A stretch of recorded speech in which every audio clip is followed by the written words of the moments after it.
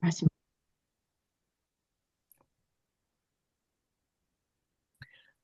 Hi, welcome to the Rainbow Coaching Collective podcast. We are a collective LGBTQIA plus transformative coaches who are set on empowering members of the community and its allies one conversation at a time. And this is our very first podcast, so we're all very excited to be here. And today it's about getting to know us and our journey. So I'd like to welcome Max and Holly. Hi, everybody. Thanks for listening. Excited to be Welcome, here. guys. Yeah. And I'm Rachel. So tell me, guys, tell me a bit about what brought you here. What's brought you to transformative coaching? Would you like to start, Holly? Oh, I suddenly have just kind of like zoomed in and gone, wow, what a huge journey it's been actually. So I might just need a moment to think. Do you have an answer ready at all? I think it's an interesting one, and I think maybe starting with explaining what transformative coaching is and then sort of working backwards. That's what's coming up for me. So I think our training has been in there's different types of coaching. So you've got sort of performance level coaching, which is where it started, sort of sports level coaching. Mm. And then the transformative coaching is sort of going further than that. So we're not just looking at goals on the surface, but actually digging under the surface and looking at what's going on beneath the lid. So thinking about limiting beliefs, assumptions, challenging perceptions. And I think we're not given opportunities in society, generally speaking, to sit with someone without any agenda as a thinking partner who can hold up a mirror and say to us, look, actually, I'm going to challenge you on this perspective that you have, or this assumption is holding you back. I think that's the beauty and the power in coaching, is having that thinking partner without an agenda, which we've all trained in that transformative style. And I think for me, the journey there was a very interesting one. I think I've always been interested in the people behind the work that I've done. I started out as a lawyer, and then moved into higher education side of things, and then made the jump into the coaching side of things. I've did sort of several hops, as you guys know. But it was a long journey to get from the lawyer side of things to end up in the coaching world. But I think what's always been the driver is this desire to help people, and I think that's been with me since I was quite young. And I remember there's a book called What Color Is Your Parachute? It's like a career book. And when I left the legal space, I was lost as to what to do with my life. And I just remember thinking, I need some support. So I got this book, and basically in the book, you complete different petals on a flower. And at the end, you have a complete flower, and it tells you what would be the best job for you. And mine came up, it kept coming up as interviewing. So I thought, well, there's no job being an interviewer unless I was like a documentary filmmaker or whatever. So I nearly signed on to a master's doing that, which would have been a complete segue.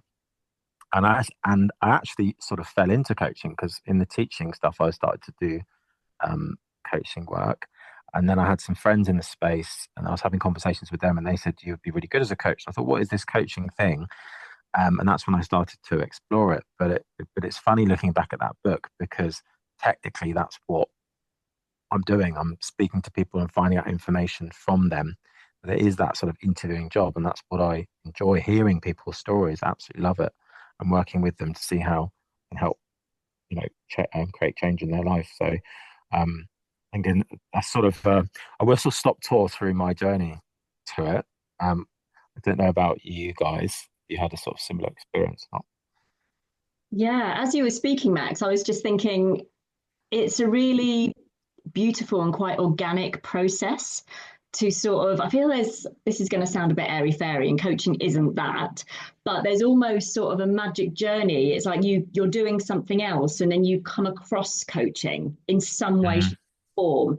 And for me, that's exactly what happened for me. And I sort of came across it like yourself. And it was I was come from an education background, so I've been qualified as a teacher, gosh, about 20 years ago now. But I also have a performing background. So I had two very different careers happening simultaneously. But what kind of pinned the two together, because I ended up teaching in the performing space, was again that beautiful journey of supporting somebody else and seeing the journey that they go on.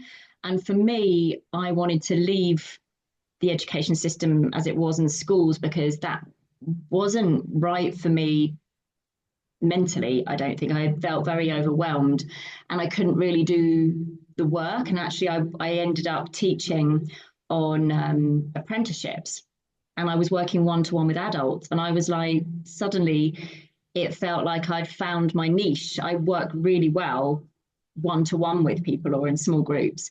And I was actually teaching leadership and management and just kind of was absorbing. I had to learn a lot to be able to teach it. And it was when you were talking about the book that led you to it. And for me, it's a book which I'm probably not going to be able to remember the name of, but it's something along the lines of The Little Book of Big Management Techniques. I'll have to find out what the actual name is and sort of link it in the podcast. But it was that. And I think because I was learning, I just suddenly thought, I just really love enabling people to kind of live their best lives, as it were. And I'm very interested in psychology as well. And, hands up, I think I've had to overcome some things in my own life that have meant that I have had to understand the psychology of the human brain and myself. And that journey, two journeys together, have kind of led me to coaching. And then it was, I think 4 years ago, I was like, let me just look into this coaching, see what it's about, and found a short course. And then they advised the Animas course, which we've all been on, and it sort of spiraled from there. But it's been, I would say, since I realized I wanted to do coaching, it's been about 5 years. But as soon as I started doing it, it felt very special and different from the way that education is taught. This is about self-discovery and having the answer within yourself. Yeah. And I love that philosophy. I love that. I love that about it. I love that about it too. And I wasn't sure about that initially, but I think coming to it and seeing the power of that, it's just so powerful. That idea that we all have the answers within. We just need the key to be able to unlock them. And I can relate to that sort of being the wounded healer. A lot of us that enter the coaching world have had our own pain points in life, and those pain points have been the pivot that have led us to become the white knights, the people that go out and help others. And isn't that funny that we were both sort of led here by a book? I wonder, Rach, is that your story? I'm going to have to go and find a book now. No, a book didn't lead me here, unfortunately. I think life in general led me here. I think my career has always been within supporting and helping people.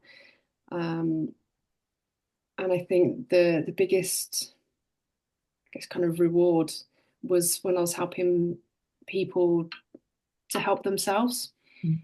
So I've kind of worked with all different people from, deaf, blind, people with learning difficulties, young offenders. So it's been quite a journey. And I think the spending time with people and getting to know them and seeing them for themselves and giving them that opportunity to be themselves, be heard, and realize that they have, like, the key, the power inside them to make changes, but maybe they need some support along the way to do that. And I remember years ago having a conversation with my brother, and him saying, I don't know what to do, and I was like, where do you want to be in 5 years? So I was already coaching without really realizing it. And so I kind of naturally almost fell into it through doing courses. And like you, Holly, I've had a huge interest in psychology. And then I started to do some well-being courses, mindfulness stuff, and got more and more into that kind of things. And then naturally found myself being a health and well-being coach for a charity.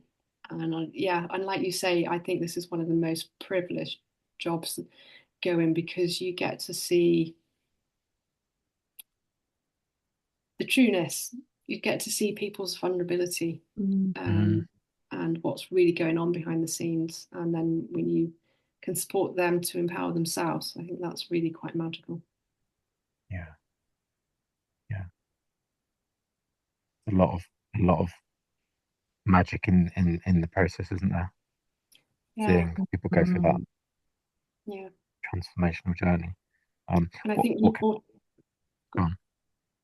I was going to say what you brought up earlier about starting from now and kind of working backwards with that kind of like, what is transformative? And I think that's the key with what you said. It's not just a quick fix. It is about getting underneath. Yeah. And working from there. Underneath the lid, yeah. Sure. I was just curious as you were speaking, I was thinking, with my journey, was there a link between that and being part of the LGBTQIA plus community? And I think there was. I think there's a very strong link. I think that sort of growing up, I'd repressed a huge part of my identity, to the point that I absolutely craved authenticity. I craved to be around people where I could show up as myself, but the repression was so strong that I couldn't do that. I felt I couldn't do that. And it took me years to be able to get to the point where I was comfortable saying that I was coming to terms with that. And I had lived a very sort of heteronormative life up until that point. Talk about my 20s. And there was a lot of unpacking of identity and shedding of skin and coming into the authentic self. And I think going on that journey sort of catapulted me into the self-development world, because I was like, I need tools and strategies and support to do this. I can't do this by myself. And that's still so important in all my work. Like I love that process of coming back to ourselves. I think it's Carl Jung says the greatest privilege in life is to be who you truly are.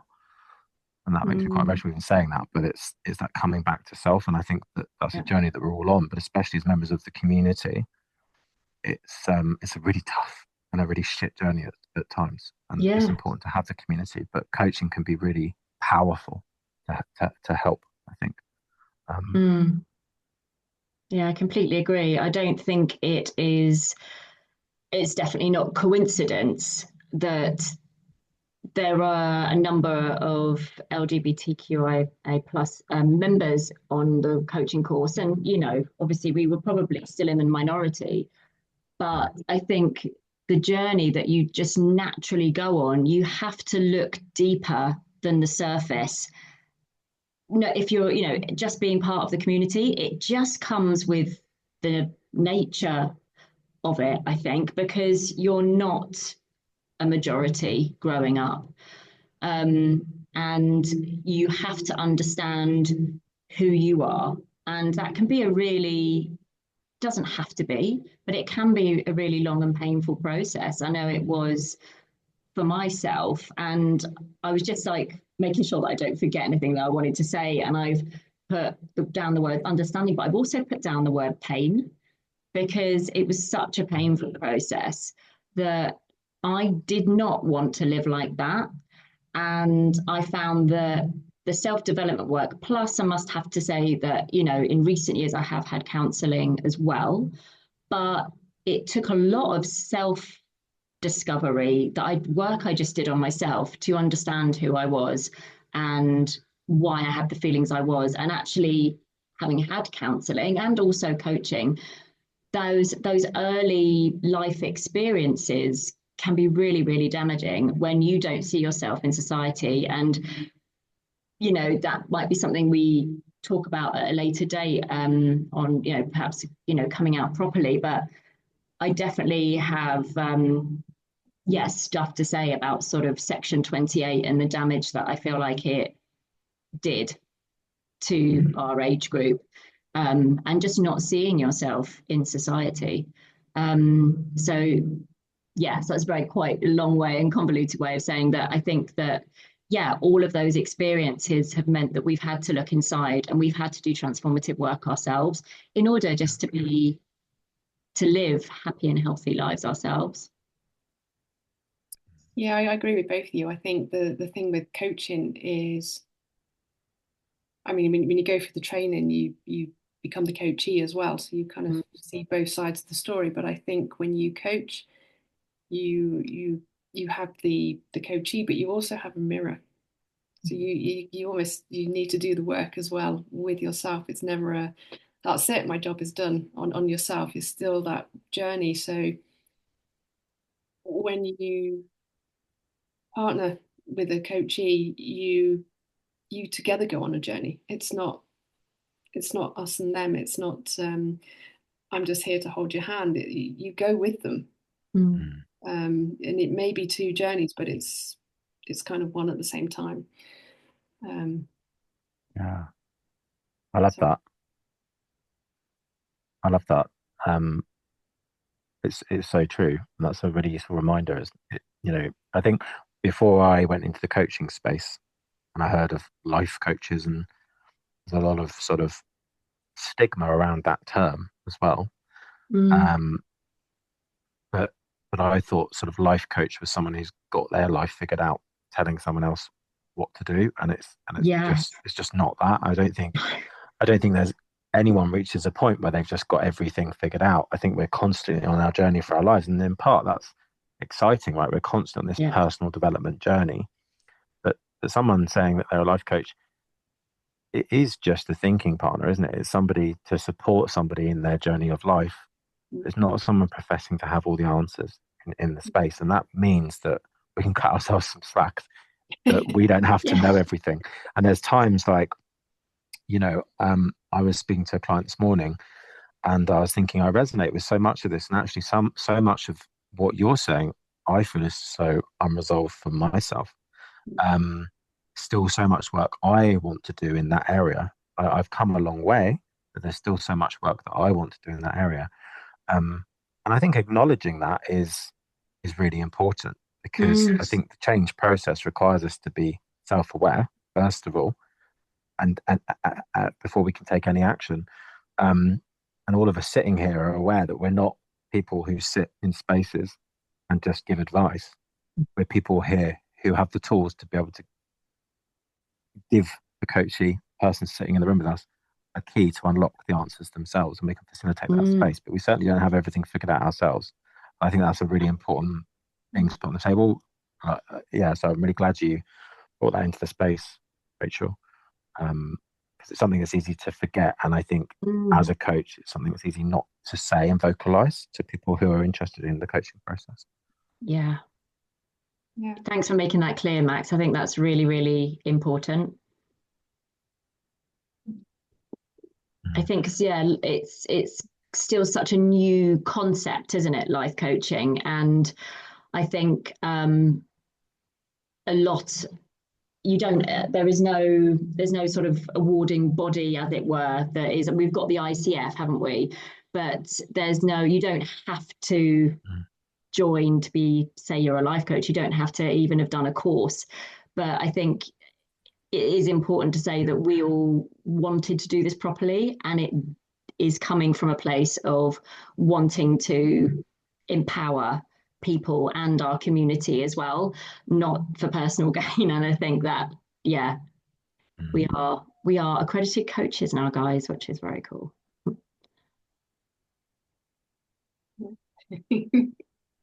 Yeah. I'm just wondering, along your journey with the coaching, what did you find most challenging?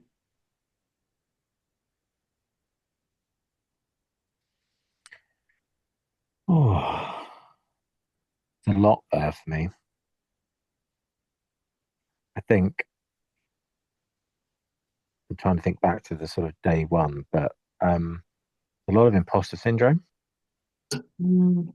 and um, I think becoming a beginner again, like being in the legal space. It took so long to train and so much money to get to that point, and there was a whole sunken ship fallacy thing going on in my mind that I've invested all that money, so I've got to stay in that role forever. And even though I was unhappy, I eventually left, which was completely the right decision for me. But that took a lot for me to leave. But then to start from scratch, what is coaching? How do I coach? And get it wrong was annoying. And I remember my first coaching session was awful, a practice coaching session, in a safe space of training, because we were given a model to use, and I just completely annihilated it. I just thought, well, that was crap. Might as well give up now and leave. This isn't for me. And yeah, I kept going because I love my work, and but I had to get really comfortable with being a beginner, and I still am a beginner in so many ways. As we all are in like different areas of our lives, constantly changing and constantly learning new things. But I think getting used to that again it was hard, and still sometimes can be hard. Like I don't know enough about this and all that sort of thing. So I think that was a sort of journey for me. Mm. How about you guys? Yeah, I can definitely relate. I think for myself, it was that. Go on, Holly. No, it's okay. You go because I think my internet might have just be a bit lagging, but you go, Rachel.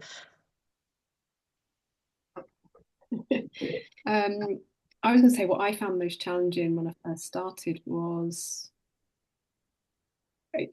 similar to you, that imposter syndrome, but also getting used to looking in that mirror and going, actually, I need to deal with my own Mm. stuff so that I can hold a safe space for somebody else. So that's what I found kind of most challenging in the beginning, and that thing of must get it right, must um, you use the model or whatever it was at that particular moment, and then realizing actually it's about going with it and a lot of trust. Yeah, yeah, Holly, I think Yeah. your internet's back online. Are you okay? Yay, phew. Yeah, everyone seems to sync now, which is good. Thank goodness for that. Um, yeah. You're back. yeah, definitely relate to both of those. I think for me, it was as well completely undoing the way that I was used to working and thinking, because with any job, but I think particularly in the teaching and education space, you plan everything down to the minute detail. You plan what the outcome of the lesson is going to be. You plan what you're going to be learning. You've got to plan what you're doing in every 5 minutes, and everything is very controlled. And that's what it needs to be like. Or does it? That's a big question mark, but that's how it is. And for me, that was actually a safe place to be because I'd spent an hour or 2 hours planning a lesson. I knew exactly how it was going to go with a bit of give or take. But in the coaching space, Mm. you have to completely open yourself up and completely let go. And you have to be very, very vulnerable. Yeah. And you don't know. You've got an hour usually with a client, can be more, can be less. But what happens in that hour, you cannot have a plan. And if you do, you're not serving that person. It's coming from a place of ego. You've got to open Mm. yourself up, and you have to. I think when we were learning, it was described as you hold the models and what you've learned around you, and you pick out of the air like the ones that are going to work for your client and the person in front of you. And I've learned to love that, and it's a beautiful experience, but it took a lot of undoing and still makes me nervous because Mm. you don't know what you're walking into in the next hour. And it's really like a beautiful place to be and magic happens, but it's also a very scary place to be. And that takes time, I think, to feel comfortable with that. Mm. And I don't know whether you ever do completely get comfortable with it. You just, I guess, get more practiced at it. But yeah, Get more comfortable at being uncomfortable. Yeah, that's so exactly. true. Yeah, but it's very different from any other job that I've ever had in education or otherwise. Mm. Yeah, Yeah, I completely relate to that. As a lawyer, I was expected to know the answer to all the questions that I asked, and if I Mm, didn't, I was a crap lawyer. And it's the other way around with coaching because you're going on that journey that you were talking about, Holly. So you're not, if you're going in thinking you know the answers, you've got to plan an agenda for the client. That's not great coaching. Um, and it goes back to that point you were saying, Rach, about like mirroring. That's really interesting what you just said about vulnerability because we mirror parts of ourselves in the space or we see from the client where we need to work on ourselves, but also the client's coming in having to be vulnerable and opening up. But so there's like mirroring happening in that respect as well. And being that vulnerable, I've talked to you both about this before in the past, but being that vulnerable to say where next do we mm, go on this journey, or you know saying to the client, you know, I think I didn't hear what you just said then because my mind wandered. Was you know, and thinking that makes me a really bad coach. No, it makes me a human being. But by mm, putting those things on the table, I've talked to you both before about experiences I've had where I think that a client's thinking a certain thing, but until you ask them, you don't know. mm. And so it takes real vulnerability on both sides, honesty on both sides, um, to do effective coaching. And I always say to people, I said this to you guys before, but if we bring 100% of ourselves to the session and the client does, magic happens. Transformation is inevitable. If we Mm, don't, then it won't. And it's as simple as that. And we're all trained to bring 100% of ourselves, but part of that process means we have to show up and be vulnerable.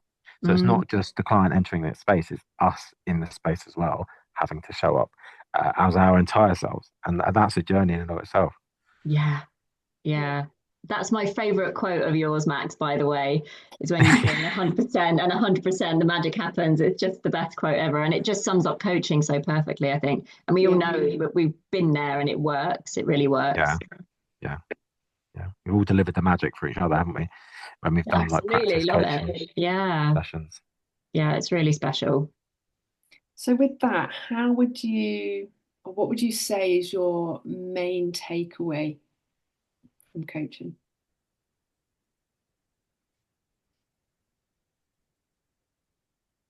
Wow. Main takeaway. Mm, I think for me, what I hold on to the most is that privilege of seeing and being part of someone's journey for however short, Mm, however long. yeah. That kind of rawness, but also that magical process of seeing someone grow, Mm, seeing someone mm. work it out for themselves. There's Um, nothing more empowering, is there? It's so yeah, great. mm, yeah. And I mean, there are times where the it can go deep. It can bring up painful stuff. But I still feel really privileged that someone shares that with yeah. me. So for Mm, me, my main takeaway from coaching is that organic journey. Mm, mm. lovely. How about you, Holly? Yeah, I mean, ditto. Yeah, I did so as well.